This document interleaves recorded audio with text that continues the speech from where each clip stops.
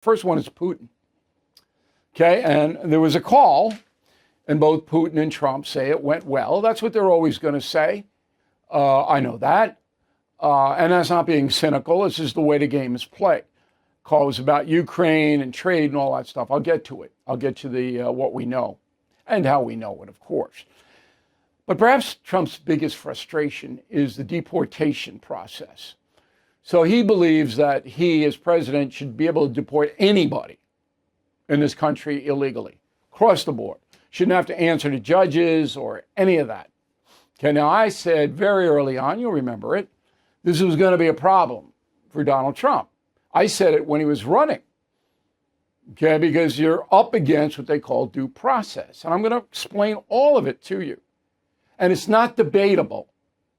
So if you're wasting your time watching cable television, talk radio isn't a waste of time. And I say that with 300 stations carrying me. But you got to be careful about what you believe. But cable TV is a waste of time, your time. They're never going to tell you the truth because they don't know it and they don't care to find out. All right, let's get back to Trump. So the Supreme Court ruled on Friday that a judge in North Texas, James Wesley Hendricks, not a liberal loon, okay, should decide whether or not a number of undocumented people can be deported without court hearings. Okay, and that's what President Trump wants. He just wants to boot him. And he makes the point, you can't have 1 million, 15 million court hearings. And that's true. So Trump has the basics on his side. But the Supreme Court said, hey, the system is that Hendricks gets first shot at it.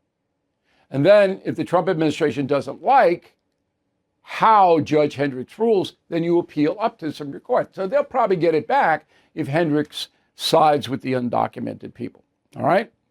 Okay, that's fine with me. All right, that's the way the system works, and I'm not down with blowing up the system. But here's something interesting that I bet you have not heard. I told you that the Obrego Garcia situation, that's the guy in Maryland who was deported to El Salvador without a hearing, who had claimed asylum in the USA. The Trump administration says he's MS-13, and thereby, by the executive order, you can deport any gang member because they cited MS-13 as a terrorist organization in the EO. All that's true. But they haven't proven in a federal court that Garcia's MS-13. That's what they had to do.